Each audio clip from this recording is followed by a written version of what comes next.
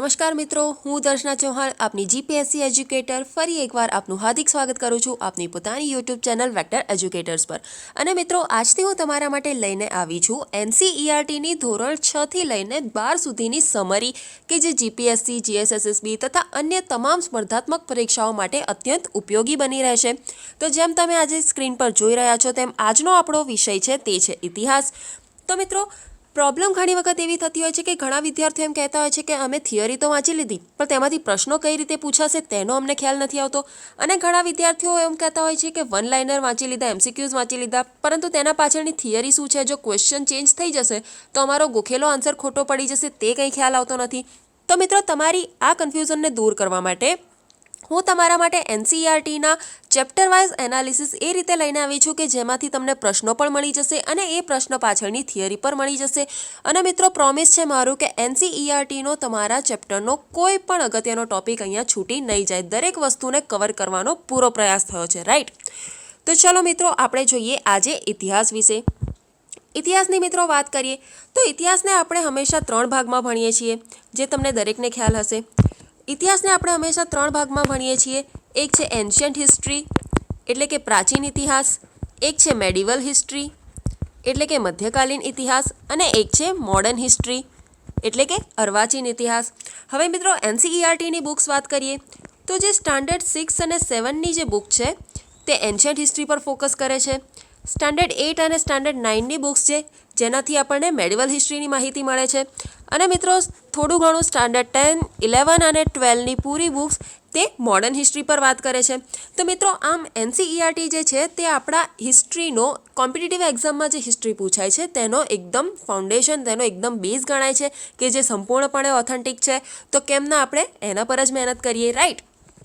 તો મિત્રો, જે રીતે આજે હું તમારા માટે હિસ્ટ્રીનો ટોપિક લઈને આવી છું, તો આ જ રીતે આપણે વીકની અંદર 6 લેક્ચર્સમાં આ રીતે આપણે હિસ્ટ્રી, જિયોગ્રાફી, પોલિટી, તો મિત્રો જેમ આજે આપણે ઇતિહાસ જોઈ રહ્યા છીએ તે જ રીતે આપણે દર સોમવારે ઇતિહાસ, મંગળવારે જિયોગ્રાફી, બુધવારે પોલિટી, ગુરુવારે અગેન હિસ્ટ્રી, ફ્રાઈડે પોલિટી અને સેટરડે આપણે સોશિયલ લાઈફ અને કલ્ચરને રિલેટેડ એનસીઈઆરટીની બુક્સમાંથી સમરી બનાવીને દરેક સિલેબસને કવર કરવાની કોશિશ કરીશું। ઓકે, તો ચલો મિત્રો, આજે આપણે જોઈએ છીએ હિસ્ટ્રી વિશે।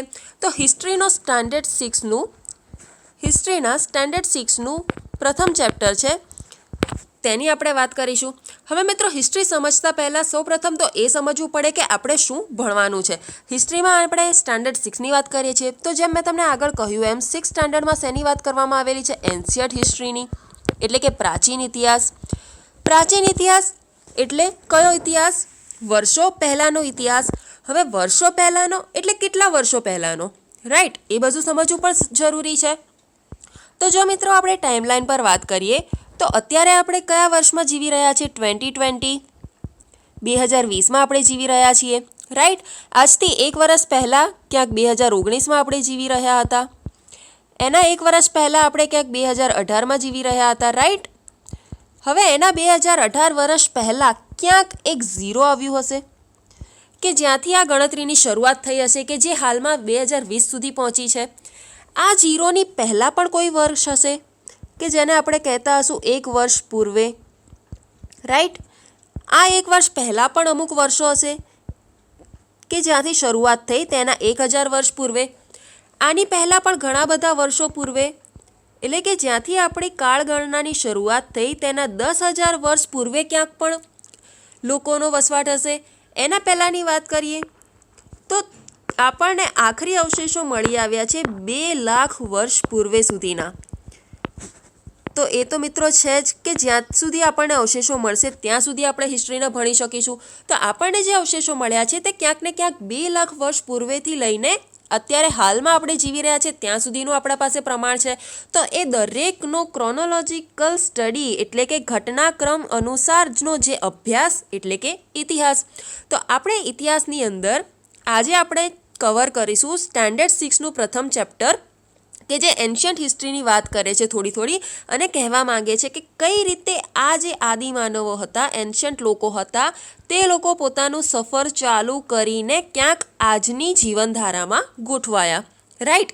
પહેલા ચેપ્ટરનો એમ ખાલી એટલો જ છે કે 2 લાખ વર્ષો પૂર્વેથી લઈને આ 0 સુધીના માણસોએ સર્વાઈવ કઈ રીતે કર્યું, કઈ રીતે જીવતા હતા, શું ખાતા પીતા હતા. રાઈટ.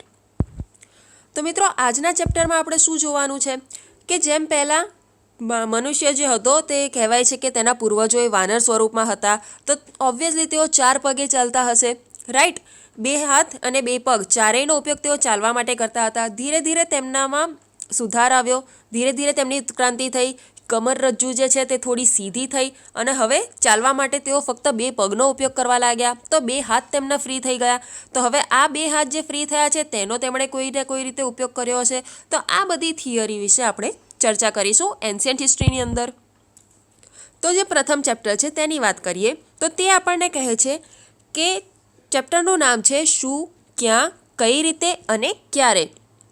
તો મિત્રો આની અંદર આપણે જોવાનું છે કે 2 લાખ વર્ષો પહેલાં જે આપણા પૂર્વજો થઈ ગયા છે આદિમાનવો, તે ક્યાં રહેતા હતા. એટલે કે 1 માળના ઘર હતા, 2 માળના ઘર હતા, 2 રૂમવાળા હતા, 4 રૂમવાળા હતા, ઝૂંપડીમાં રહેતા હતા કે ગુફાઓમાં રહેતા હતા. ઝૂંપડીમાં રહેતા હતા તો ઘાસની ઝૂંપડી બનાવતા હતા કે પાંદડાની ઝૂંપડી બનાવતા હતા.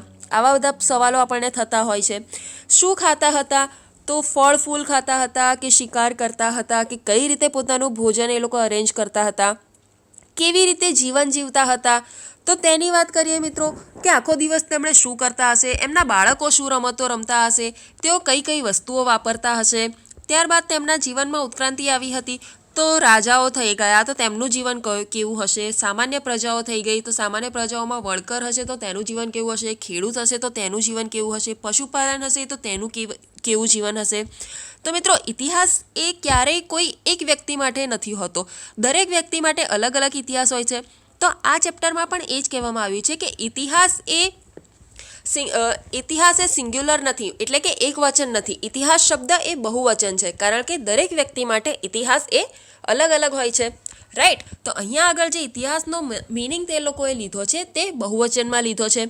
તો મિત્રો હવે આપણે એક એક કરીને પ્રશ્નો જોઈએ અને આ પ્રશ્નોની પાછળ જે થિયરી છે તેની વાત કરીએ. તો સૌપ્રથમ પ્રશ્નની વાત કરીએ મિત્રો તો તે કહે છે કે શરૂઆતી માનવો શું હતા. પશુપાલક હતા, ખેડૂત હતા, શિકારી અને સંગ્રાહક હતા કે વણકર હતા. તો મિત્રો આ કયા માનવોની વાત થઈ રહી છે જે આજથી લગભગ 2 લાખ વર્ષ પૂર્વે હતા. 2 મિલિયન યર્સ અગો. તો 2 લાખ વર્ષ પૂર્વે જે મનુષ્યો હતા, જે આદિમાનવો હતા, તેમની વાત થઈ રહી છે. તો ઓબ્વિયસલી તેઓને પશુપાલન તો ફાવતું નહીં હોય, ખેતી વિશે પણ તેઓ જાણતા નહોતા. જો આ 2 વસ્તુ નહોતા જાણતા તો વણકરની તો વાત જ નથી આવતી. તો તેઓ શું કરતા હતા, શિકાર કરતા હતા અને ખોરાકનો સંગ્રહ કરતા હતા. તો આજથી 2 લાખ વર્ષ પૂર્વે જે આપણને મનુષ્યોના અવશેષો મળી આવ્યા છે તેના પરથી આપણને શું જાણકારી મળી છે કે તેઓ શિકારી અને સંગ્રાહક હતા. તો મિત્રો વાત કરીએ કે આજથી 2 લાખ વર્ષ પૂર્વે જે મનુષ્યો હતા તેમના વિશે આપણને અહીંયા આગળ કહેવામાં આવ્યું છે કે એક તો તેમણે ભોજનમાં શેનો ઉપયોગ કરતા હતા, તો ભોજન માટે તેઓ શિકાર કરતા હતા, આસપાસના મોટા પ્રાણીઓનો શિકાર કરતા હતા. હવે મોટા પ્રાણીઓનો શિકાર કરવો છે તો એકલા હાથની તો વાત નથી. મોટા ભેંસ કે એવા પ્રાણીઓનો શિકાર કરવો હોય તો તે લોકો ઘણા બધા લોકો ભેગા મળીને તેનો શિકાર કરતા અને પછી તેનો સંગ્રહ કરતા. આ ઉપરાંત જોઈએ તો તેઓ ઝાડના ફળ ફૂલ મૂળ તેનો પણ સંગ્રહ કરતા હતા. ઝાડના મૂળ અને ફળ ફૂલનો સંગ્રહ કરતા હતા. હવે મિત્રો તેઓ એક જગ્યાએ રહેતા, આસપાસના જેટલા પણ પ્રાણીઓ છે તેનો શિકાર કરી લેતા, આસપાસમાં જેટલા પણ ઝાડ છે, ફળ ફૂલ છે, આ દરેક ખાઈને ખતમ કરી દેતા. તો અગેન ખોરાકની શોધમાં તેમને ફરીથી બીજી જગ્યાએ જવું પડતું હતું. તો મતલબ કે તેમનું જીવન કેવું હતું, તેમનું જીવન એક ભટકતું જીવન હતું. એક જગ્યા પર તેઓ સ્થાયી થઈને નહોતા રહેતા. રાઈટ. તેમનું જીવન કેવું હતું, ભટકતું જીવન હતું. હવે બીજી વાત કરીએ તો તેમનું ભટકતું જીવન હોવાનું એક બીજું કારણ પણ છે કે પાણીની શોધમાં પણ તેઓ ફરતા રહેતા હતા. કે જેમ કે તેઓ જે પણ નદી તળાવની સાથે રોકાયા હોય તો હવે કોઈ નદી તો બારમાસી તો હોતી નથી. દરેક નદીઓ જે તળાવ પાસે રોકાયા હોય તે તળાવનું પાણી પણ ક્યાંક ને ક્યાંક સુકાઈ જતું હોય છે. તો આવા સમયે એક જગ્યાએથી બીજી જગ્યાએ પાણીની શોધમાં પણ તેઓ ભટકતા રહેતા હતા. રાઈટ. તો 2 લાખ વર્ષ પૂર્વે જે માણસો છે તેમના વિશે શું જોવાનું છે કે એક તો તેઓ શિકાર કરતા હતા, કુશળ સંગ્રાહક હતા અને તેમનું જીવન કેવું હતું, ભટકતું જીવન હતું. અહીંયા આગળ મિત્રો એક શબ્દનો ઉપયોગ કરવામાં આવ્યો છે એનસીઈઆરટીની બુકમાં કે કુશળ સંગ્રાહક. કુશળથી તે લોકોનો મતલબ એવો છે કે અહીંયા આગળના જે લોકો હતા જે પોતાના ભોજનનો સંગ્રહ કરતા હતા, ફળ ફૂલનો સંગ્રહ કરતા હતા, તો તેમને ખબર હતી કે કઈ વનસ્પતિ ઝેરી છે, કઈ વનસ્પતિ ઝેરી નથી, કયા ફળ ફૂલ ખાવા લાયક છે અને કયા ખાવા લાયક નથી, તેમનું તેમને નોલેજ હતું. રાઈટ. તો આ બે વસ્તુઓ અહીંયા જોવાની છે. 2 લાખ વર્ષ પૂર્વે આપણને જે મનુષ્યો જોવા મળ્યા હતા તેમના વિશે. આગળનો પ્રશ્ન જોઈએ કે 8000 વર્ષ પૂર્વે સૌ પ્રથમ ઘઉં અને જુવારની ખેતીના પ્રમાણ ક્યાં જોવા મળ્યા? તો મિત્રો આગળ આપણે જે મનુષ્યોની વાત કરી તે કયા મનુષ્યોની વાત કરી? આજથી લગભગ 2 લાખ વર્ષ પૂર્વે. હવે મિત્રો એક બીજા એરાની વાત કરીએ આપણે જોઈએ કે અહીંયા ક્યાંક 0 હશે, તેના 10,000 વર્ષ પૂર્વે અને તેના 2 લાખ વર્ષ પૂર્વે. તો મિત્રો આ જે વચ્ચેનો સમયગાળો છે, આજથી લગભગ 2 લાખ વર્ષ પહેલાંથી લઈને આજથી 10,000 વર્ષ પહેલાં, આ જે સમયગાળો છે, આ સમયગાળાની અંદર આદિમાનવો જે છે તેમનામાં ખૂબ જ બધા ચેન્જ આવ્યા, ઘણી બધી ઉત્ક્રાંતિઓ તેમણે કરી, ઘણી બધી નવી નવી શોધ કરી. તો મિત્રો હવે આપણે વાત કરી રહ્યા છીએ પર્ટિક્યુલર આ સમયની, કે આજથી લગભગ 8,000 કે 10,000 વર્ષ પહેલાંનો સમય કે જ્યારથી તેમનામાં આટલી ક્રાંતિ આવી. રાઈટ. તો મિત્રો જોઈએ કે અહીંયા આગળ પ્રશ્ન પૂછ્યો છે કે આજથી 8,000 વર્ષ પહેલાં જે ઘઉં અને ચોખા આજથી 8,000 વર્ષ પહેલાં ઘઉં અને બાજરીના પાક ક્યાં જોવા મળ્યા? તો મિત્રો આપણે જોઈએ કે આજથી 8,000 વર્ષ પહેલાંની જે સાઇટ્સ છે તેની વાત કરીએ તો એ સાઇટની અંદર આવશે એક તો નર્મદા નદીની આસપાસ તેમણે પોતાનો વિસ્તાર બનાવ્યો હતો, જે અહીંયા મધ્યપ્રદેશની આસપાસ જોઈ શકાય છે. આ ઉપરાંત વાત કરીએ તો સુલેમાન અને કિરથારની પર્વતમાળા કે જે ક્યાંક અત્યારે પાકિસ્તાનમાં જોવા મળે છે. આ ઉપરાંત વાત કરીએ તો ગારોની પર્વતમાળા કે જે હાલ અરુણાચલ પ્રદેશ બાજુ જોવા મળે છે, જે 7 સિસ્ટર્સ છે, 7 રાજ્યો છે ભારતના, તે વિસ્તારમાં જોવા મળે છે, બ્રહ્મપુત્રા નદીની આસપાસ. આ ઉપરાંત જોઈએ તો વિંધ્યની પર્વતમાળાની આસપાસ, એટલે કે અગેન મધ્યપ્રદેશ ગુજરાતની પાસે. આ ઉપરાંત જોઈએ તો સિંધુ નદીની આસપાસ પણ નગર વ્યવસ્થા વિકસી હતી. તો આ જે સિંધુ નદીનો એરિયા છે તેની આસપાસ પણ આપણને આ સભ્યતા જોવા મળી. અને અંતે આપણે જોવા મળીએ તો ગંગા નદી અને તેની જે ટ્રિબ્યુટરી છે, એટલે કે તેની સહાયક નદી સોન નદી, તેની આસપાસ પણ આપણને આ વિસ્તારો જોવા મળ્યા. તો હવે જોઈએ કે આ જે લગભગ 8,000 વર્ષ પૂર્વેના જે લોકો હતા, તો તેમણે એક તો અહીંયા આગળ આપણને પ્રશ્ન પૂછ્યું કે ઘઉં અને બાજરીની ખેતી, એટલે કે તેઓ ખેતી કરવા લાગ્યા હતા. તો ક્યાંક ને ક્યાંક તેઓ ફળ ફૂલ ખાતા હતા, તેના બીજ ક્યાંક પડતા હતા, તેમાંથી નવા ઝાડ પાન ઉગતા હતા.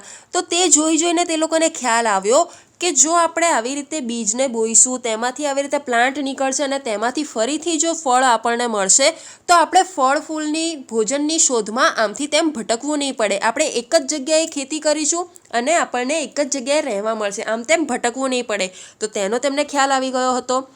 આ ઉપરાંત મિત્રો વાત કરીએ તો જે ખેતીના અવશેષો આપણને સુલેમાન અને કિરથારમાંથી મળી આવ્યા, સિંધુ નદી પ્રદેશમાંથી પણ મળી આવ્યા અને ગંગા નદી પ્રદેશમાંથી પણ મળી આવ્યા. પણ અહીંયા આગળ પ્રશ્ન શું છે કે સૌ પ્રથમ ઘઉં અને જુવારની ખેતીના પ્રમાણ ક્યાં મળી આવ્યા હતા? તો મિત્રો તે મળી આવ્યા હતા સુલેમાનના અને કિરથરના પર્વતો પાસેથી. એટલે કે આ પ્રશ્નનો જવાબ શું થઈ જશે કે સુલેમાન અને કિરથારના પર્વતો પાસેથી, એ અને બી બંને પાસેથી આપણને ઘઉં અને જુવારની ખેતીના પ્રમાણ જોવા મળ્યા હતા. તો મિત્રો અહીંયા આગળ આ સૌથી ઇમ્પોર્ટન્ટ છે કે સૌ પ્રથમ ખેતીના અવશેષો ક્યાં જોવા મળ્યા હતા? સુલેમાન અને કિરથરના પર્વતો પર. કેટલા વર્ષો પૂર્વે? 8,000 વર્ષો પૂર્વે. રાઈટ. આમાંથી ઘણી વખત પ્રશ્નો પૂછાયેલા છે એન્શિયન્ટ હિસ્ટ્રીની અંદર, તો આ એક યાદ રાખજો. આગળ આપણે વાત કરીએ કે આ જે માનવો હતા આજથી લગભગ 8,000 વર્ષ પહેલાં, તેમણે સૌ પ્રથમ કયા પ્રાણીને પાલતું બનાવ્યું હતું? હવે મિત્રો વાત કરીએ કે જે 8,000 વર્ષો પૂર્વેના જે મનુષ્યો હતા, પહેલાં તો તેમને ખેતીની ખબર પડતી નહોતી, ધીરે ધીરે ખેતીની ખબર પડવા લાગી. હવે ખેતીનો પ્રોબ્લેમ તો સોલ્વ થઈ ગયો, ફળ ફૂલ માટે તો હવે તેમણે ભટકવું નહીં પડે. બીજું એમનો ખોરાક શું હતો? તે હતો પ્રાણીઓનો શિકાર કરતા હતા. પ્રાણીઓનો શિકાર કરીને તેનો માંસનો તેઓ ખોરાક તરીકે ઉપયોગ કરતા હતા. તો હવે ધીરે ધીરે તે લોકો ખેતી માટે એક જગ્યાએ સ્થાયી થવા લાગ્યા. તો જે આસપાસના જે બીજા પ્રાણીઓ હતા, જેમ કે ઘેટા બકરા છે, ગાયો છે, આવા પ્રાણીઓ તેમને ખબર છે કે આ પ્રાણીઓ તેમને નુકસાન તો નહોતા જ કરતા. જે જંગલી પ્રાણીઓ છે સિંહ, વાઘ વગેરે, તેઓ તેમને નુકસાન કરવાનો પ્રયત્ન કરતા હતા, પણ આટલા વર્ષોમાં તેમણે એ તો સમજી જ ગયા હતા કે આ જે પ્રાણીઓ છે, ઘેટા બકરા છે, હરણ છે, તે તેમને નુકસાન તો નહોતા જ કરતા. તો ધીમે ધીમે તેમણે એને લાલચ આપવાની કોશિશ કરી અને પોતાની પાસે રાખવા લાગ્યા. લાલચ એટલે કે કૂતરાને કોઈ પાર્લેજીનું બિસ્કિટ નાખ્યું કે લે ખા, અને એ રહેવા લાગ્યું, રાઈટ. હવે એ વખતે તો પાર્લેજી હતું નહીં, મતલબ એ લોકો ઘાસચારો ભેગો કરતા, પોતાના ઘરની આસપાસ એ પ્રાણીઓને આવવા દેતા, અને આમ ધીમે ધીમે એ પ્રાણીઓને પોતાની પાસે આવવા દેતા, અને પશુપાલન પણ તે લોકોએ શરૂ કર્યું. અને પશુપાલનનો એ લોકો માટે 2 પર્પઝ હતા. પશુપાલન કરવાનો એમના માટે પર્પઝ શું હતો કે એક તો તેમને દૂધ મળી રહેતું હતું, પ્લસ માંસ મળી રહેતું હતું. માંસ માટે તે લોકોને આસપાસ ભટકવાની જરૂર હવે બંધ થઈ ગઈ હતી. તો તેમણે ખેતી કરીને ખોરાકનો અને આવી રીતે પશુપાલન કરીને જે શિકાર કરવાનો જે પ્રોબ્લેમ હતો એ બંને સોલ્વ કરી લીધા હતા આ સમય દરમિયાન. કયા સમય દરમિયાનની વાત કરીએ છીએ આપણે? આજથી લગભગ 8000 વર્ષ પૂર્વેની. તો આ સમયગાળામાં તેમણે પશુપાલન પણ શરૂ કરી દીધું હતું. તો હવે મિત્રો અહીંયા પ્રશ્ન એ છે કે જ્યારે એમણે પશુપાલન કર્યું તો સૌથી પહેલાં કયા પ્રાણીને પાલતું બનાવ્યું? તો મિત્રો અહીંયા આગળ ઇન્ટરેસ્ટિંગ જવાબ છે કે સૌથી પહેલાં એમણે જે પ્રાણીને પાલતું બનાવ્યું હતું તે હતું કૂતરું. અને કૂતરું એટલે આપણું અત્યારનું કૂતરું નહીં કે જેને આમ બોલાવીએ એટલે પૂંછડી પટપટાવતું આપણી સામે આવે. તે સમયના જંગલી કૂતરાઓ હતા. તો જંગલી કૂતરાને તેઓએ સૌ પ્રથમ પાલતું બનાવ્યું હતું, રાઈટ. અને ત્યારબાદ ધીમે ધીમે ઘેટા, બકરા, ગાય, હરણ આ બધા પ્રાણીઓને પાલતું બનાવ્યા. આ ઉપરાંત જે જંગલી પ્રાણીઓ છે તેનાથી તેમનું રક્ષણ પણ કરવા લાગ્યા, કારણ કે તેમને ખબર હતી કે જો જંગલી પ્રાણીઓ તેમનો શિકાર કરી જશે તો તેમનો પોતાનો શિકાર જંગલી પ્રાણીઓ લઈ જશે. તો આમ પોતાના સ્વાર્થના કારણે જ પણ ક્યાંક ને ક્યાંક તેઓ જંગલી પ્રાણીઓથી પણ આ પ્રાણીઓની રક્ષણ કરવા લાગ્યા, એટલે કે પશુપાલક બની ગયા. આગળ વાત કરીએ કે કેટલા વર્ષો પહેલાં ખેતીના પ્રમાણ મળી આવ્યા. તો હમણાં જ મેં તમને જણાવ્યું મિત્રો કે આજથી લગભગ 8000 વર્ષ પહેલાં ખેતીના પ્રમાણ મળી આવ્યા. સૌપ્રથમ ક્યાંથી મળી આવ્યા? સુલેમાન અને કિર્થનના પર્વતો પાસેથી. ખેતીના પ્રમાણ આપણને સુલેમાન અને કિર્થનના પર્વતો પાસેથી મળી આવ્યા. આ ઉપરાંત સિંધુ નદી, વિંધ્યની પર્વતમાળાઓ, ગંગા નદી આસપાસથી પણ મળી આવ્યા છે, પણ સૌપ્રથમ ક્યાંથી? સુલેમાન અને કિર્થનના પર્વતો પાસેથી. હવે જોઈએ કે સૌપ્રથમ ચોખાના અવશેષો ક્યાંથી આપણને મળી આવ્યા છે. તો હાલ જ મેં તમને વાત કરી કે સુલેમાન અને કિર્થર અને ગારોના પર્વતો ઉપરાંત વિંધ્યના પર્વતોમાંથી પણ આપણને ખેતીના અવશેષો મળી આવ્યા. અને સૌપ્રથમ જો ચોખાના અવશેષો મળી આવ્યા હોય તો તે છે વિંધ્યના પર્વતોની ઉત્તરમાંથી. આ પ્રશ્નો મિત્રો ઘણી વખત પૂછાયેલો છે કે ચોખાના અવશેષો સૌપ્રથમ ક્યારે મળી આવ્યા? તો વિંધ્યના પર્વતમાળાની ઉત્તર તરફથી. જોઈએ આપણે અહીંયા આગળ કે ચોખાના અવશેષો જે છે તે અહીંયા આગળ મધ્યપ્રદેશમાં જે આ વિંધ્યાની પર્વતમાળા છે તેની ઉત્તર તરફમાં મળી આવ્યા. આ પ્રશ્ન પણ ઘણી વખત પૂછાયેલો છે મિત્રો, ડીપમાં કે ઉત્તરમાં કે દક્ષિણમાં. તો વિંધ્યાની પર્વતમાળાના ઉત્તરમાંથી આપણને ચોખાના અવશેષો મળી આવ્યા, રાઈટ. ક્લિયર છે અહીંયા સુધી? ચલો આગળનો પ્રશ્ન જોઈએ કે આજથી લગભગ 4700 વર્ષ પૂર્વે નગર સભ્યતાની શરૂઆત કઈ નદીના કિનારે થઈ? તો મિત્રો આપણે જોયું કે અત્યાર સુધીમાં આપણે જે ટાઈમલાઈન જોઈ, તો આ ટાઈમલાઈનની અંદર આપણે શેની વાત કરી કે આ ટાઈમલાઈનની અંદર આપણે વાત કરી કે પહેલાં તો આપણે આજથી 2 લાખ વર્ષ પૂર્વેના જે લોકો હતા તેમની વાત કરી. ત્યાંથી લઈને આપણે તેમણે 10,000 વર્ષ સુધી પહોંચ્યા ત્યાં સુધીનો તેમનો કેવો બિહેવ રહ્યો.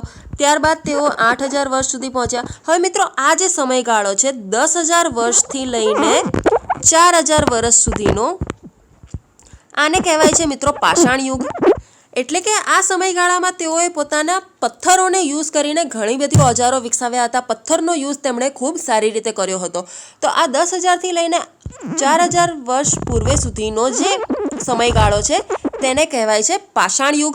તો આ પાષાણ યુગની વાત આપણે આગળ નેક્સ્ટ ચેપ્ટરમાં કરીશું કે આ પાષાણ યુગની અંદર પણ 3 વિભાગ પડે છે. પુરાતન પાષાણ યુગ, મધ્ય પાષાણ યુગ, નવ પાષાણ યુગ, તો તે બધાની આપણે ડિટેલમાં ચર્ચા કરીશું. મેં તમને પહેલાં જ કહ્યું કે આની અંદર ઉપરથી દર્શાવવામાં આવ્યું છે કે પહેલાંના લોકો આજની જીવનધારામાં કઈ રીતે આવ્યા. તો પહેલાં આપણે 2 લાખ વર્ષો પૂર્વે જે માણસો હતા તેમની વાત જોઈ, 8,000 થી 10,000 વર્ષ પૂર્વે જે હતા તેમની વાત કરી. હવે છે 4700 વર્ષ પૂર્વે, એટલે કે આજે શું છે 2020, રાઈટ. અત્યારે 2020 ચાલી રહ્યું છે. 2020ના પહેલાં ક્યાંક 0 અને તેની પહેલાંના ક્યાંક 2700 વર્ષ, એટલે કે આપણે જે 2700 વર્ષ પૂર્વેની વાત કરીએ તો 2700 વર્ષ BC. તો આ વર્ષોએ નગર સભ્યતાની શરૂઆત કરી. હવે આપણને દરેકને ખ્યાલ છે કે આ સમયગાળો કયો છે. આ સમયગાળો એ હરપ્પા સંસ્કૃતિનો સમયગાળો છે. હરપ્પા સંસ્કૃતિની શરૂઆત કંઈક આ સમયગાળા દરમિયાન થઈ હતી. તો અહીંયા આગળ પણ એ જ વસ્તુ છે કે 4700 વર્ષ પૂર્વે નગર સભ્યતાની શરૂઆત કઈ નદીના કિનારે થઈ હતી. તો આપણને દરેકને ખબર છે કે હડપ્પા સભ્યતા જે છે તેની શરૂઆત કઈ નદીના કિનારે થઈ હતી? સિંધુ નદીના કિનારે. સિંધુ નદીના કિનારે હડપ્પા સભ્યતાની શરૂઆત થઈ હતી, જે અહીંયા આગળ છે આ સિંધુ નદી અને તેની ટ્રિબ્યુટરીઝ, તેની સહાયક નદીઓ જેલમ, ચિનાબ, રાવી, બિયાસ, સતલુજ, આ બધી નદીઓની આસપાસ હડપ્પા સંસ્કૃતિની શરૂઆત થઈ હતી કે જે આજથી 4700 વર્ષ પહેલાં. 4700 વર્ષ પહેલાં ક્યારથી? આજથી. અને જો તેને ટાઈમલાઈન પર જોવામાં આવે તો ઈસવીસન પૂર્વે જે આપણે કહીએ છીએ બિફોર ક્રાઇસ્ટ કે 2700 વર્ષ, ઈસવીસન પૂર્વે 2700, રાઈટ. આગળનો પ્રશ્ન જોઈએ કે 2500 વર્ષ પૂર્વે કઈ નદી તથા તેની સહાયક નદીઓના કિનારે નગર સભ્યતાનો પ્રારંભ થયો? આગળ જે પૂછવામાં આવ્યું હતું તે શું હતું? 4700 વર્ષ પૂર્વે. તો તે ક્યાંક સિંધુ નદી સભ્યતાની વાત કરવામાં આવી હતી. હવે 2500 વર્ષ પૂર્વે જે નદી પાસે નગર સભ્યતાનો પ્રારંભ થયો તે છે ગંગા નદી, કે તે સમય સુધીમાં મહાજનપદોની શરૂઆત થઈ ગઈ હતી. પહેલાં આદિમાનવો આવ્યા, આદિમાનવોમાંથી તેઓ પાષાણ યુગમાં આવ્યા, પાષાણ યુગમાંથી ધીરે ધીરે ક્રાંતિ કરીને તેઓ હરપ્પા સંસ્કૃતિ સુધી પહોંચ્યા. હરપ્પા સંસ્કૃતિ પછી વૈદિક સંસ્કૃતિ આવી. આ સમયગાળા દરમિયાન મહાજનપદોનો ઉદ્ભવ થયો હતો, રાઈટ. તો મતલબ ઘટનાક્રમ પ્રમાણે કઈ રીતે મનુષ્યો આગળ વધી રહ્યા છે, બસ એ જ આ ચેપ્ટરમાં બતાવવામાં આવ્યું છે. તો જોઈએ કે 2500 વર્ષ પૂર્વે કઈ નદી અને તેની સહાયક નદીઓના કિનારે નગર સભ્યતાનો પ્રારંભ થયો હતો? તો તે છે ગંગા નદી. 2500 વર્ષ પૂર્વે એટલે આજથી 2000 વર્ષ પૂર્વે ક્યાંક 0 અને એના પણ 500 વર્ષ પહેલાં, એટલે કે ઈસવીસન પૂર્વે 500 અને આજથી 2500 વર્ષ પહેલાં. તો આ સમયગાળો કોનો હતો? મહાજનપદોનો હતો. તો તે સમયે ગંગા નદી અને તેની જે સહાયક નદી છે સોન નદી, તેની આસપાસ આટલા વિસ્તારમાં 16 મહાજનપદોનો વિકાસ થયો હતો, રાઈટ. તો જો પૂછવામાં આવે કે 4700 વર્ષ પહેલાં ક્યાં નગર સભ્યતાનો પ્રારંભ થયો હતો, તો તે સિંધુ સભ્યતાની વાત કરવામાં આવી રહી છે. 2500 વર્ષ પહેલાંની નગર સભ્યતા વિશે પૂછવામાં આવે તો તે મહાજનપદોની વાત થઈ રહી છે ગંગા નદી અને તેની સહાયક નદીઓની આસપાસ. આગળ વાત કરીએ કે ગંગા નદીની દક્ષિણનો જે પ્રદેશ છે પ્રાચીન સમયમાં કયા નામથી ઓળખાતો હતો? તો મિત્રો આ જે ગંગા નદી છે, આ ગંગા નદીની આસપાસ મહાજનપદોનો વિકાસ થયો હતો. અને આ ગંગા નદીની આસપાસ જોઈએ તો આ ગંગા નદી છે, તો તેના દક્ષિણમાં જે મોટું સામ્રાજ્ય હતું તે હતું મગધ. ગંગા નદીની દક્ષિણમાં જે મહાજનપદ હતું તે હતું મગધ. આગળનો પ્રશ્ન જોઈએ કે મહાજનપદ મગધનો વિસ્તાર હાલમાં કયા રાજ્યમાં આવેલો છે? તો મિત્રો જોઈએ કે આ ગંગા નદી છે. અહીંયા આગળ આપણે ગંગા નદી જોઈએ તો ગંગા નદીની દક્ષિણમાં જે મગધ પ્રદેશ છે, તો અહીંયા આગળ ગંગા નદીની દક્ષિણનો જે આપણે પ્રદેશ જોઈએ તો તે ક્યાંક બિહારમાં લોકેટ થાય છે, રાઈટ. તો આ પ્રશ્નનો જવાબ છે કે મહાજનપદનો વિસ્તાર હાલમાં કયા રાજ્યમાં છે? તે છે બિહાર રાજ્યમાં. તો અહીંયા સુધી આપણે જોયું કે આદિમાનવથી લઈને મહાજનપદ સુધીનો સમયગાળો કઈ રીતે હતો, લોકો કઈ રીતે આગળ આવ્યા અને તેમણે કઈ રીતે પોતાનું જીવન જીવ્યા. હવે મિત્રો આપણે જોઈએ કે આ જે લોકો હતા, શરૂઆતના જે લોકો હતા તે ભટકતું જીવન જીવતા હતા. આગળ જતાં આપણે વાત કરી કે ધીરે ધીરે તેઓ ખેતી જાણવા લાગ્યા, પશુપાલન કરવા લાગ્યા. તો મતલબ એક રીતે તેઓ સ્થાયી થવા લાગ્યા. તો હવે આ જે માણસો હતા તે સ્થાયી થઈ ગયા, હવે તેમની દરેક જરૂરિયાતો પૂરી થઈ ગઈ, તો પણ તેઓ યાત્રા કરતા રહેતા હતા. તો હવે આ યાત્રાઓ શા માટે કરતા હતા? તો મિત્રો જોઈએ આપણે કે આ જે માનવો છે તે શા માટે યાત્રા કરતા હતા.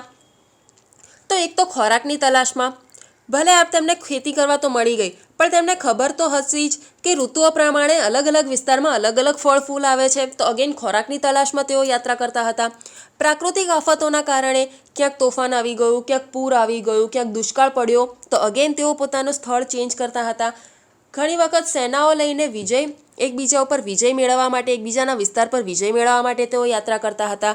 હવે જે વેપારીઓ હતા તે પોતાનો વેપાર વધારવા માટે, કારણ કે ધીરે ધીરે જેમ જેમ સમય ગયો તેમ તેમ તેઓ સ્થાયી થતા ગયા, સમૃદ્ધિ લાવતા ગયા, તો હવે ધીરે ધીરે તેઓ પોતાની પાસે જે વસ્તુઓ હતી તેનો વેપાર પણ કરવા લાગ્યા હતા. તો આવી રીતે જે વેપારીઓ છે તે વેપાર કરવા માટે યાત્રા કરતા હતા. ધાર્મિક ગુરુઓ એક શહેરથી બીજા શહેરમાં, એક સ્થળથી બીજા સ્થળે લોકોને શિક્ષા અને સલાહ આપવા માટે યાત્રાઓ કરતા હતા. આ ઉપરાંત ઘણા લોકો એવા પણ હતા કે જે રોચક તથ્યો જાણવા માટે એવી ઈચ્છા થાય ને કે આજ કુછ તૂફાની કરતે હૈ, ચલો બાઇક લેકે કहीं નિકલતે હૈ. બસ એવી રીતે નવા સ્થળોની ચાહમાં પણ ઘણા લોકો યાત્રા કરતા રહેતા હતા. તો મિત્રો આ લોકો જે યાત્રા કરતા રહેતા હતા તેના કારણે જ આપણને એકબીજાના વિચારો જાણવા મળ્યા, આપણી સંસ્કૃતિ અને પરંપરાઓ સમૃદ્ધ બની. આપણે આજે જે સંસ્કૃત અને વેદોની વાત કરીએ છીએ તો મિત્રો તે પણ આપણને કોણે આપ્યા છે? આર્યોએ. અને આર્યો પણ ક્યાંક ને ક્યાંક ઉત્તર તરફથી આપણા ભારતમાં આવ્યા હતા. મૂળ ભારતમાં તો હતા જ નહીં. મૂળ ભારતીય આપણે કોને કહીએ છીએ? દક્ષિણના જે દ્રવિડો છે તેને. બાકી જે સંસ્કૃત અને વેદોની વાત, જે આપણે આર્યોની વાત કરીએ છીએ, તેઓ પણ મૂળ ભારતીય નહોતા. તેઓ બહારથી આવ્યા, ભારતમાં વસ્યા અને ભારતને આટલું સમૃદ્ધ સંસ્કૃતિ આપી. તો આમ જે યાત્રાઓ છે તે ખૂબ જ ઇમ્પોર્ટન્ટ છે. તો અહીંયા આગળ પૂછવામાં આવ્યું છે કે માણસો યાત્રા શા માટે કરતા હતા. તો મેં તમને દરેક પોઈન્ટ સમજાવ્યા કે આ કારણોસર માનવો એ યાત્રા કરતા હતા. તો આ તમામ ઓપ્શન જે છે તે સાચા છે. આગળ વાત કરીએ કે ઇન્ડિયા નામ કયા લોકો દ્વારા આપવામાં આવ્યું. હવે મિત્રો ઇન્ડિયાને જે નામ મળ્યું છે ઇન્ડિયા, તેની સ્ટોરી અહીંયા આગળ આપવામાં આવી છે. તો ઇન્ડિયાને જે નામ આપવામાં આવ્યું છે તે આપવામાં આવ્યું છે ઈરાની અને યુનાનીઓ દ્વારા. ઈરાની એટલે કે જે ઈરાન દેશના રહેવાસીઓ હતા, અને યુનાની એટલે કે ગ્રીક દેશના જે રહેવાસીઓ હતા તેમને કહેવાય છે યુનાનીઓ. અહીંયા આગળ પિક્ચરમાં આપણે જોઈએ મિત્રો, તો આ છે આપણું ઇન્ડિયા. ઇન્ડિયાથી આ તરફ જઈએ તો આ છે ઈરાન, અને ઈરાનથી પણ પશ્ચિમ તરફ જોઈએ તો અહીંયા છે ગ્રીક રાજ્ય કે જ્યાંથી યુનાનીઓ, અહીંયાથી ઈરાનીઓ ભારતમાં આવ્યા અને અહીંયાથી ગ્રીક લોકો જે છે તે ભારતમાં આવ્યા. હવે ભારતમાં આવતી વખતે અહીંયા આગળ તેમને સિંધુ નદી મળતી હતી. આ જે સિંધુ નદી હતી, આ સિંધુ નદીને સંસ્કૃતમાં સિંધુ કહેવાતું હતું, ઇંગ્લિશમાં શું કહેવાતું હતું? ઇન્ડસ. ઇંગ્લિશમાં તેને ઇન્ડસ નદી કહેવામાં આવે છે. તો આ જે ઈરાનીઓ હતા એ આ ઇન્ડસ નદીને ઇન્દોસ, અને આ જે ગ્રીક લોકો હતા તે ઇન્ડસ નદીને હિન્દોસ, આવું કંઈક કહેતા હતા. ઇન્દોસ અને હિન્દોસ, આવા કંઈક નામથી આ નદીને તેઓ જાણતા હતા. તો આ લોકો જ્યારે ભારતમાં આવ્યા ત્યારે તેમના માટે શું હતું કે આ જે ઇન્ડસ નદી છે, ઇન્દોસ અથવા હિન્દોસ નદી છે, તેના ઉત્તર પશ્ચિમમાં જે ભાગ આવેલો છે, સિંધુ નદીના ઉત્તર પશ્ચિમમાં જે પણ ભાગ આવેલો છે તે શું છે? ઇન્ડિયા. તો આમ ભારતને ઇન્ડિયા નામ કોના દ્વારા આપવામાં આવ્યું? ઈરાનીઓ અને ગ્રીક લોકો એટલે કે યુનાનીઓ દ્વારા. ઓકે, તો સિંધુ નદીની ઉત્તર પશ્ચિમમાં જે લોકો રહે છે, જે ભાગ છે તે છે ઇન્ડિયા, કારણ કે તે ઇન્દોસ અથવા હિન્દોસ નદીની ઉત્તર પશ્ચિમમાં આવેલું છે. અને મિત્રો બીજી વાત કરીએ કે આ ઇન્ડિયા શબ્દ ક્યાંથી આવ્યો. તો ઇન્ડિયા શબ્દ ક્યાંથી આવ્યો? ઇન્ડસ નદી પરથી. એને સંસ્કૃતમાં સિંધુ કહેવાય છે, રાઈટ, પણ ઇન્ડિયા શબ્દની પર્ટિક્યુલર વાત કરીએ તો શબ્દ ક્યાંથી આવ્યો? ઇન્ડસ નદી પરથી. આગળનો પ્રશ્ન જોઈએ કે સંસ્કૃત ભાષાની આરંભિક કૃતિ કઈ કહેવાય છે. હવે મિત્રો અહીંયા આગળ આ પ્રશ્ન એટલા માટે આવ્યો છે કે આની અંદર ઉલ્લેખ કરવામાં આવ્યો છે કે આપણે ઇન્ડિયા તો સમજ્યા કે ઈરાની અને યુનાનીઓએ ઇન્ડિયા નામ આપ્યું. હવે ભારત નામ કઈ રીતે આવ્યું? તો આ જે ભારત નામનો ઉલ્લેખ છે તે આપણને સંસ્કૃત ભાષાની આરંભિક કૃતિ ઋગ્વેદમાંથી મળી આવ્યો છે. ઋગ્વેદની અંદર ભારત નામના એક સમૂહની વાત કરવામાં આવી છે, જે સમૂહ આ વિસ્તારની અંદર રહેતો હતો. તો આ ભારત નામના સમૂહની જે વાત કરવામાં આવી છે ઋગ્વેદની અંદર, તેમાંથી આપણા દેશનું નામ ભારત પડ્યું છે. રાઈટ. ભારત નામનો ઉલ્લેખ કે જે સમૂહ પરથી ભારતનું નામ પડ્યું તે કયા વેદમાં જોવા મળે છે? ઋગ્વેદની અંદર. તો આમ ઇન્ડિયા અને ભારત નામ આપણને મળ્યું. હવે મિત્રો વાત કરીએ કે અત્યાર સુધી આપણે આટલી બધી વાત કરી કે લાખો વર્ષો પહેલાં લોકો ભટકતું જીવન જીવતા હતા, ધીમે ધીમે ખેતી કરવા લાગ્યા, પશુપાલન કર્યું, સ્થાયી થવા લાગ્યા, નગર સભ્યતા વિકસાવવા લાગ્યા. રાઈટ. તો હવે આ બધું આપણને ખબર કઈ રીતે પડી? એવું તો છે નહીં કે ત્યારનું કોઈ માણસ જીવતું હતું કે જે આપણને અત્યારે ન્યૂઝ આપી રહ્યું છે કે તે સમયમાં આવું હતું આવું હતું. તો આ બધી વસ્તુઓની આપણને ખબર કઈ રીતે પડી? તો તેના માટે સ્ત્રોત આપણને જે મળ્યા છે તેનો અભ્યાસ કરવામાં આવે છે. સ્ત્રોત એટલે શું? કે ભૂતકાળની એવી વસ્તુઓ જે આપણા હાથે લાગે કે જેનો અભ્યાસ કરીને આપણે જાણી શકીએ કે અચ્છા ઇતિહાસમાં આવું કંઈક હતું, આવા લોકો હતા. તો તેની હવે વાત કરીશું કે અત્યાર સુધી આપણે જે પણ માહિતી મેળવી અને હવે ભવિષ્યમાં આગળના ચેપ્ટર્સમાં આપણે પ્રાચીન ઇતિહાસની જેટલી પણ માહિતીઓ મેળવવાના છીએ, આ માહિતી આપણને મળશે કઈ રીતે? તો પહેલો સવાલ છે કે હસ્તપ્રત પુસ્તકો કયા વૃક્ષની છાલ પર જોવા મળે છે? હવે મિત્રો અહીંયા આગળ હું તમને એક ઇમેજ બતાવું કે હસ્તપ્રત પુસ્તકો એટલે શું, કે જેને આપણે ઇંગ્લિશમાં કહીએ છીએ મેન્યુસ્ક્રિપ્ટ. હવે મિત્રો મેન્યુસ્ક્રિપ્ટની વાત કરીએ તો અહીંયા આગળ મેન્યુ એક લેટિન શબ્દ છે અને આ લેટિન શબ્દનો અર્થ થાય છે હાથ, એટલે કે હાથથી લખેલા પત્રો. તો હસ્તપ્રતો જે હતા તેને જમ્મુ કાશ્મીરમાં એક વૃક્ષ થાય છે ભુર્જ નામનું. આ ભુર્જ નામના વૃક્ષના થડની જે છાલ છે તે છાલને એકદમ બારીક પતલી કાપીને તેના ઉપર તેઓ લખતા હતા. તો એને કહેવાય છે હસ્તપ્રતો. તો આ જે હસ્તપ્રતો છે તે શેના પર લખવામાં આવતા હતા? જમ્મુ કાશ્મીરમાંથી એક ભુર્જ નામનું વૃક્ષ મળી આવે છે તેની છાલ પર. અને આ હસ્તપ્રતો ઉપરથી આપણને માહિતી મળી છે કે પહેલાંના લોકો કેવું જીવન જીવતા હતા. હવે મિત્રો હસ્તપ્રતોની વાત કરીએ તો એક તો ઝાડની છાલમાંથી બનેલા છે, તો તેને કીડા મકોડા ખાઈ જતા હતા, મોટાભાગના બળી જતા હતા. પણ છતાં પણ ઘણા બધા હસ્તપ્રતો એ આજે પણ મંદિરો અને વિહારોમાં સચવાયેલા છે, જેના આધારે આપણને આ બધા સમયની માહિતી મળે છે. તો પહેલું ઇન્સ્ટ્રુમેન્ટ શું થયું ઇતિહાસ જાણવાનું? હસ્તપ્રતો એટલે કે મેન્યુસ્ક્રિપ્ટ, હાથથી લખાયેલા લેખો. આગળ વાત કરીએ તો આ જે હસ્તપ્રતો હતા તે કઈ ભાષામાં લખાયેલા છે? તો મિત્રો આપણને જે હસ્તપ્રતો મળી આવ્યા છે તે તમિલ, સંસ્કૃત અને પ્રાકૃત ભાષામાં મળી આવ્યા છે. એટલે કે આપેલ તમામ હસ્તપ્રતો જે છે તે 3 ભાષામાં મળી આવ્યા છે, તમિલ, સંસ્કૃત અને પ્રાકૃત. આ પ્રશ્ન પણ ઘણી વખત પૂછાયેલો છે મિત્રો, મોસ્ટ ઇમ્પોર્ટન્ટ છે. આગળનો પ્રશ્ન જોઈએ મિત્રો કે અભિલેખો કોણ કોતરાવતા હતા? પહેલાં તો વાત કરીએ કે અભિલેખો એટલે શું? તો જે રીતે આપણે હસ્તપ્રતો આપણને મળી આવ્યા કે જેની અંદર તેઓ હાથથી લખતા હતા, આ જ રીતે તેઓ ઠોસ કઠોર ધાતુ ઉપર કે પથ્થરો ઉપર પણ આવી રીતે લખાણ લખતા હતા. જેમ કે અહીંયા આગળ એક શિલાની અંદર આવી રીતે લખાણ જોવા મળે છે. આ અશોકના સમયમાં બનેલા અભિલેખ છે. અભિલેખ એટલે કે પથ્થરો ઉપર કે કોઈ ઠોસ કઠોર ધાતુ ઉપર કોતરણી કરીને પોતાનો સંદેશો લખવો. તો આ રીતે આપણને અભિલેખો પણ મળી આવતા કે જેના ઉપરથી આપણે તે સમયની જાણકારી મેળવી શકતા હતા. તો હવે આ જે અભિલેખો હતા તે કોણ કોતરાવતા હતા? ફક્ત અશોકે જ કોતરાવ્યા હતા એવું હતું કે તેની રાણીએ પણ કોતરાવ્યા હતા કે પછી કોઈ સામાન્ય પ્રજા પણ આને કોતરાવી શકતું હતું?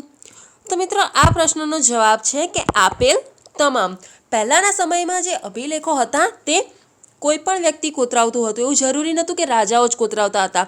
રાજાઓ પોતાના લેખાજોખા, પોતાના વિજયોના લેખાજોખા રાખવા માટે કોતરાવતા હતા. રાણીઓ પોતાના રાજ્યની સમૃદ્ધિ અને પોતાના વિશે દર્શાવવા માટે કોતરાવતા હતા. આ ઉપરાંત સામાન્ય પ્રજા છે તે પણ પોતાના વેપાર અર્થે પોતાના કાર્યોને કોતરાવતા હતા. તો આ સમયમાં અભિલેખો જે છે તે કોણ કોતરાવતા હતા? દરેક લોકો, જેની પણ ઈચ્છા હોય તે કોતરાવતું હતું. રાઈટ. આ જ રીતે અભિલેખો ઉપરાંત આપણે વાત કરીએ તો જેમ પથ્થરો ઉપર કોતરણી કરવામાં આવે છે, તે જ રીતે ધાતુઓ ઉપર પણ કોતરણી કરવામાં આવતી હતી. તો અહીંયા આગળ સૌથી વધારે કઈ ધાતુનો ઉપયોગ થતો હતો? તે હતું તાંબુ, અને તેને કહેવામાં આવતું હતું તામ્રપત્ર. ગુજરાતમાંથી આપણને મોટાભાગે ઇતિહાસના સ્ત્રોત સ્વરૂપે તામ્રપત્રો મળી આવ્યા છે. અને આ તામ્રપત્રો જે છે મિત્રો, તેમને હાલ ગુજરાતની અંદર 4 જગ્યાઓએ સાચવીને રાખ્યા છે. ઘણી વખત આ 4 જગ્યાઓ વિશે પૂછવામાં આવે છે કે આ 4 જગ્યાઓ કઈ છે કે જ્યાં આગળ તામ્રપત્રોને સાચવી રાખવામાં આવ્યા છે. તો અહીંયા આગળ એ ઇમ્પોર્ટન્ટ બને છે કે એક તો છે હેમચંદ્રાચાર્ય જૈન મંદિર. ક્યાં આવેલું છે મિત્રો? હેમચંદ્રાચાર્ય જૈન મંદિર, કે જે પાટણમાં આવેલું છે. આ ઉપરાંત જોઈએ તો એલડી ઇન્સ્ટિટ્યૂટ ઓફ ઇન્ડોલોજી કે જે નવરંગપુરામાં આવેલું છે. ત્રીજા નંબરની વાત કરીએ તો ભોજે અધ્યયન અને સંશોધન વિદ્યાભવન, ભોગીલાલ જયસંગભાઈ અધ્યયન અને સંશોધન વિદ્યાભવન. અને ચોથા સ્થળની વાત કરીએ તો તે છે જૈન મહાવીર આરાધના કેન્દ્ર. મહાવીર જૈન આરાધના કેન્દ્ર કે જે આવેલું છે કોબા સર્કલ પાસે, ગાંધીનગર. આ 4 જગ્યાઓએ હાલમાં તામ્રપત્રો સાચવેલા છે. અને ડીવાયએસઓની પરીક્ષામાં એક વખત પૂછાયેલું છે કે નીચેનામાંથી કયા સ્થળે તામ્રપત્ર સચવાયેલા છે? 1 અને 2, 2 અને 3, આ રીતના ઓપ્શન હતા. તો આ 4 જગ્યાઓ આપણા પાસે ખાસ ઇમ્પોર્ટન્ટ છે.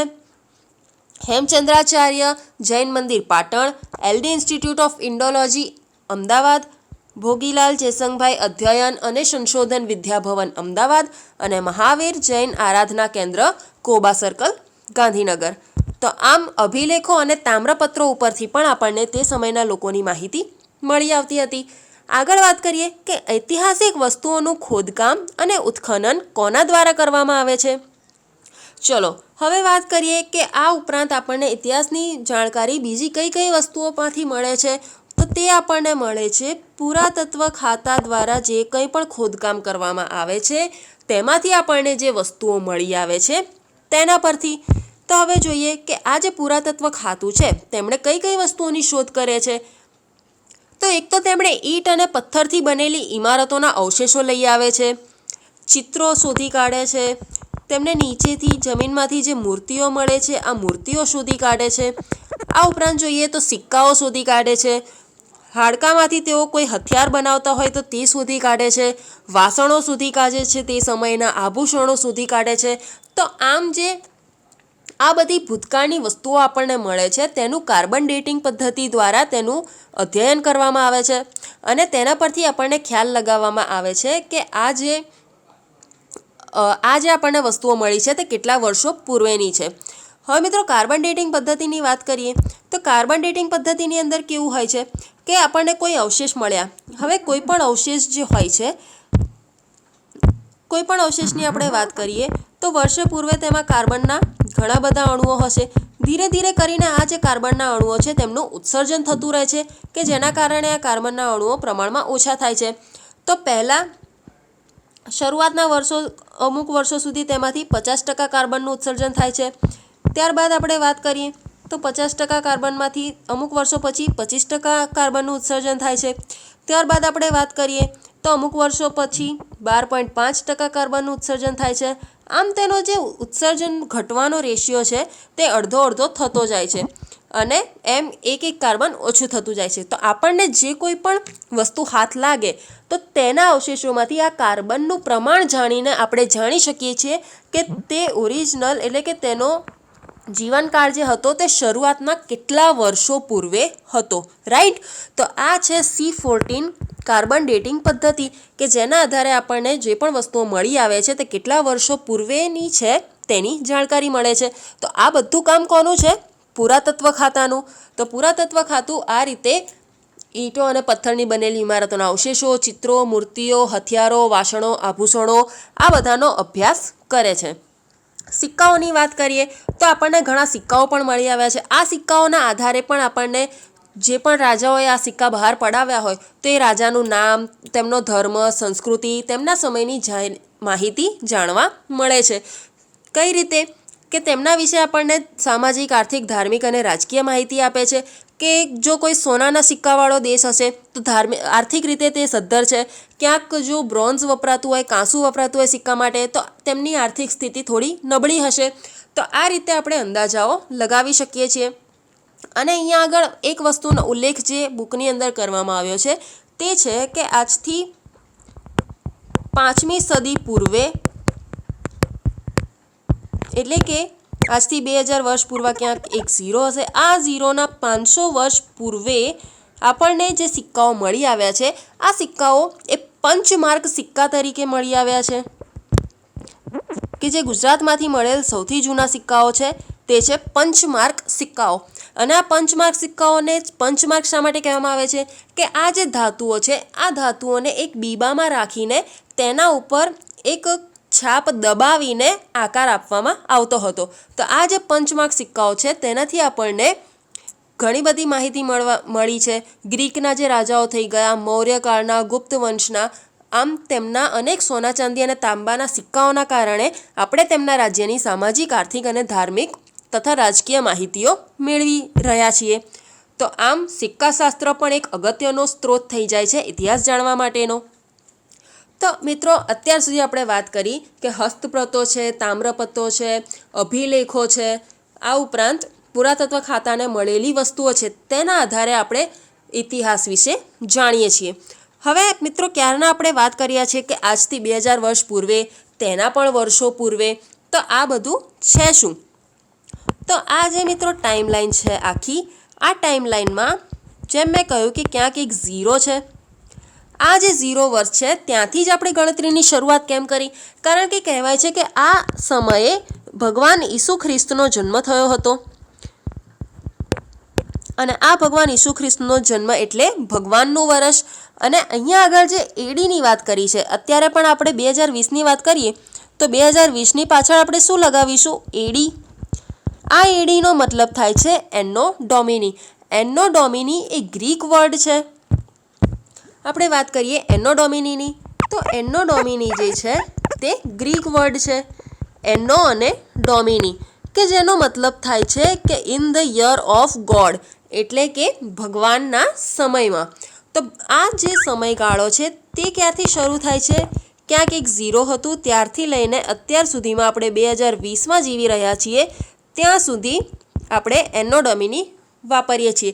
આ ઝીરોની પૂર્વેના જે વર્ષો હતા, એટલે કે અહીંયા આગળ જીસસ ક્રાઇસ્ટનો જન્મ થયો, તો આ જે પૂર્વેના વર્ષો છે તેને શું કહેવાય છે? Before Christ. એટલે કે ત્યાં આગળ આપણે ઝીરોથી પહેલાંના જે વર્ષો છે તેમના માટે બીસીનો ઉપયોગ કરીએ છીએ. આ ઉપરાંત એક બીજો શબ્દ તેના માટે વપરાય છે, તો તે છે BCE, એટલે કે બિફોર કોમન એરા. અત્યારે આપણે હાલ જીવી રહ્યા છીએ તે શું છે? કોમન એરા. અને ઝીરો પૂર્વે, ક્રિસ્ટના જન્મ પૂર્વેનો જે સમય હતો તે હતો બિફોર કોમન એરા. આ ઉપરાંત અત્યારે આપણે શેમાં જીવી રહ્યા છીએ? પ્રેઝન્ટમાં જીવી રહ્યા છીએ. તો ઝીરો વર્ષ પૂર્વેનો જે સમય હતો તેના માટે ઘણી વખત બીપી શબ્દ પણ યુઝ કરવામાં આવે છે, બિફોર પ્રેઝન્ટ. તો અહીંયા આગળ આટલા શબ્દો આપણે સમજવાના છે કે ઝીરો વર્ષ પૂર્વે, બિફોર પ્રેઝન્ટ, બિફોર ક્રાઇસ્ટ અને બિફોર કોમન એરા, આ શબ્દો ઉપયોગ થાય છે. અને હાલની વાત કરીએ તો ઝીરોથી લઈને હાલ આપણે 2020ની વાત કરીએ તો આપણે કહેવાઈએ કોમન એરામાં, પ્રેઝન્ટમાં, એટલે કે એન્નો ડોમિનીમાં. ક્લિયર છે અહીંયા સુધી? તો પ્રશ્ન એ છે કે ઘણી વખત સાલવારીને એડીને બદલે CE લખવામાં આવે છે. આ CE એટલે શું? CE એટલે કોમન એરા. ક્લિયર? આગળ જોઈએ કે જે ભૂતકાળનો અભ્યાસ કરે તેને શું કહેવાય? તત્વશાસ્ત્રી, ઇતિહાસકાર, પુરાતત્વશાસ્ત્રી કે ભૂતશાસ્ત્રી? હવે આ તો મતલબ જવાબ જ ખોટો છે. તત્વશાસ્ત્રી એને કહેવાય કે જે તાર્કિક દલીલો, તત્વનું અભ્યાસ કરતો હોય. હવે અહીંયા આગળ બે શબ્દો છે, ઇતિહાસકાર અને પુરાતત્વશાસ્ત્રી. હવે મિત્રો, પુરાતત્વશાસ્ત્રી કોને કહેવાય? કે જે વસ્તુઓ શોધી કાઢે, તે વસ્તુઓ ભૂતકાળમાં કેટલી જૂની છે તેનો અભ્યાસ કરશે. પણ આ લોકો, પુરાતત્વશાસ્ત્રીઓ, જે કોઈ પણ અભ્યાસ બહાર પાડે, આ અભ્યાસ એ ઇતિહાસકારો માટે શું થઈ જાય છે? સ્ત્રોત. જેમ કે આપણે શોધી કાઢ્યું કે આપણને 5000 વર્ષ પહેલાંના સિક્કા મળ્યા, આપણને 4000 વર્ષ પહેલાંના સિક્કા મળ્યા, તો હવે ઇતિહાસકાર શું કરશે? એ જોશે કે 5000 વર્ષ પહેલાંના સિક્કા કોના છે અને 4000 વર્ષ પહેલાંના સિક્કાના કોના છે. તો પહેલાં કયો રાજા થઈ ગયો હતો, પછી કયો રાજા આવ્યો, આ બધો ઘટનાક્રમ કોણ નક્કી કરશે? એ ઇતિહાસકાર બનાવશે. તો પુરાતત્વ શાસ્ત્રીઓ દ્વારા જે પણ માહિતી આપવામાં આવે છે તેને સ્ત્રોત બનાવીને ઇતિહાસકાર જે અભ્યાસ કરશે તે કહેવાશે ભૂતકાળનો અભ્યાસ. અને ભૂતકાળનો ઘટનાક્રમ પ્રમાણે અભ્યાસ એટલે જ ઇતિહાસ. અને એ જે કરે તેને શું કહેવાય? ઇતિહાસકાર. તો આ હતી એનસીઈઆરટીની સ્ટાન્ડર્ડ 6ની ચેપ્ટર 1ની સમરી. જો મિત્રો આગળ પણ આ જ રીતે એનસીઈઆરટીનો પૂરો સિલેબસ કમ્પ્લીટ કરવો હોય તો તમે મને કમેન્ટમાં જરૂર જણાવો કે આ સિરીઝને કન્ટિન્યુ રાખવી કે નહીં. આગળ આપણે કાલે જોઈશું જિયોગ્રાફી વિશે. જિયોગ્રાફીની શરૂઆત મિત્રો આપણે સ્ટાન્ડર્ડ 9ની એનસીઈઆરટીથી કરીશું કે જ્યાંથી ભારતના જિયોગ્રાફીની શરૂઆત થાય છે. તો મિત્રો જો તમને આ વિડીયો સારો લાગ્યો હોય તો લાઇક કરો, શેર કરો, કમેન્ટ કરીને જણાવો કે તમને કન્ટેન્ટ કેવો લાગ્યો. And stay home, stay safe. Thank you.